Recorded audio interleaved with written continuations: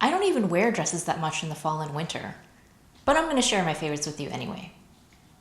Hi, my name is Sarah and welcome to my channel, which is all about sewing and styling a handmade wardrobe. Over the summer, I made a video about my favorite summer dresses, and I thought it was only right to do a follow-up video with my favorite fall and winter dresses, even though I don't wear them as often. It was really hard for me to narrow it down, and so I left out a few dresses that had been previous favorites, but there's just been some newer ones that have supplanted old ones on my list. So if you are a longtime viewer and you're wondering, what about this dress that you said that you loved? Well, I still love it, it just doesn't make my list of current favorites. I will be putting all pattern links in the description box in case you want to check them out further, and I'm also going to link any videos that I might have to go with these dresses down below in the description box as well. The first dress I want to share with you is from One Puddle Lane, and it's called the Miss Ruby Tuesday dress. Now this pattern does come with a few different options. When I bought the pattern, I purchased both add-ons. There's the basic pattern, and then there's an add-on for bodices and an add-on for different types of skirts. And if you have all three parts of those patterns, you can literally make hundreds of different knit dresses. I believe the cost of the pattern for all three is 25 Australian dollars, which is actually a really great value considering how many different dresses you can make.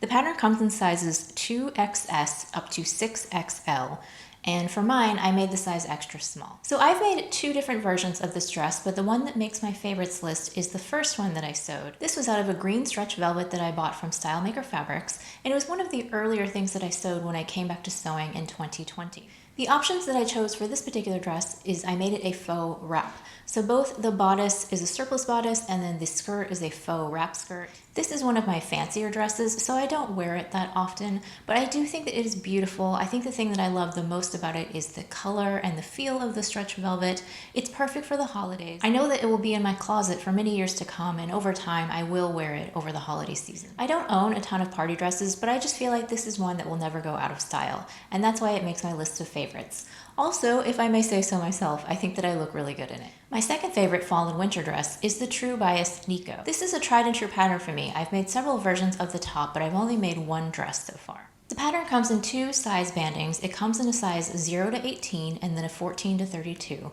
and I made the size 2. The price for this pattern is $16 US for the PDF.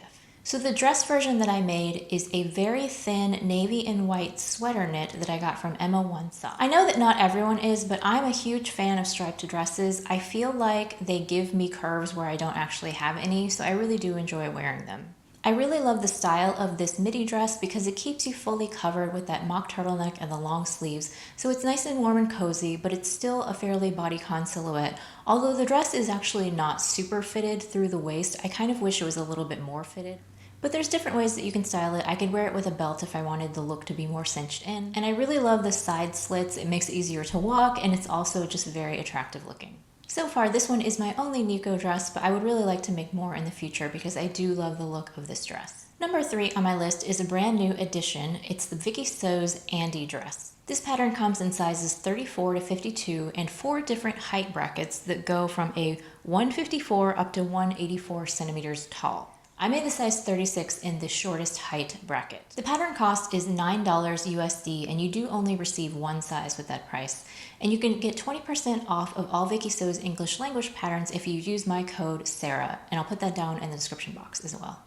This is an affiliate link, so if you use it, I will get a small commission, and thank you for your support. So I did just finish this dress, but I've already worn it and it's become a new favorite.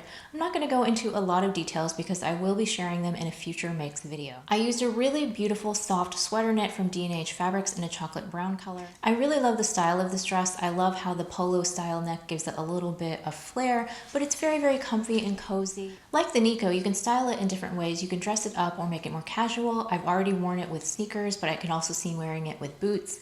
And it's really easy to layer for winter. I just see this being a dress that I go back to again and again in the colder months. Next up on my list is McCall's 7831. This comes in sizes 4 to 20 and I made the size 10.